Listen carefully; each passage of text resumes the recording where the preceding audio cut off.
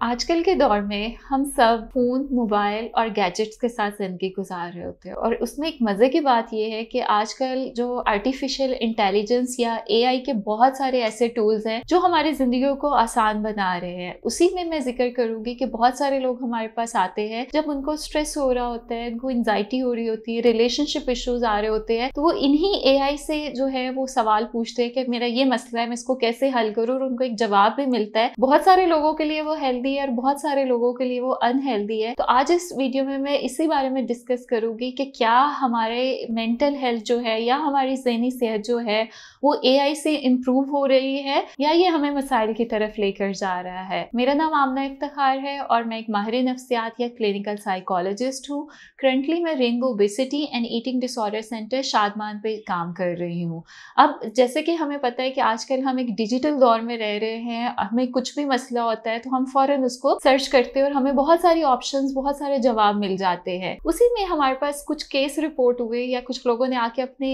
Experience share किए कि जब हमें इश्यूज आ रहे थे, हमारे रिलेशनशिप डिस्टर्ब हो रहे थे या मुझे कुछ डिसीजंस लेने थे, तो जैसे कि आजकल हर कोई आर्टिफिशियल इंटेलिजेंस के टूल को यूज़ कर रहा होता है, एआई टूल से हेल्प ले रहा होता है, तो उन्होंने वहाँ पर सर्च किया और उनको कुछ ऑप्शंस मिली, उन्होंने उस पर अमल भी किया। अब कुछ चीज़ों में उनको बेनिफिट हुआ, बट बहुत सारी चीज़ें जहाँ पर उनके इमोशंस आते हैं, जहाँ पर उनके डिसीजंस आते हैं, तो वो और ज़्यादा कंफ्यूज हो गए या उनकी लाइफ और ज़्यादा कॉम्प्लिकेटेड हो गई। तो यहाँ पर पहली चीज़ जो इसको मैं हाईलाइट करना चाहूँगी कि देखिए, जब आजकल ये एक बहुत ट्रेंड बन गया है या एक फैशन बन गया हुआ है कि हम हर चीज़ सर्च करके उसके साथ चल रहे होते हैं, तो देखिए ये एक वन वे कम्युनिकेशन आती है कि जिसमें आप अपनी चीज़ें बता रहे होते हो और आपको वापस एक मशीन बेस्ड जो होता है वो सोल्यूशन मिल रहा होता है। उसके पास इमोशंस नहीं होते, वो आपका बैकग्राउंड नहीं जान रहा होता, वो आपके मसाइल नहीं उस टाइम पे अंडरस्टैंड कर रहा होता, because it's not a human being, it's a machine based information. अब शॉर्ट टर्म में मैं देखूं तो अगर आपके पास कोई अवेलेबल नहीं है, आपके कोई फैमिली मेम्बर नहीं है, आपके पास कोई दोस्त नहीं है,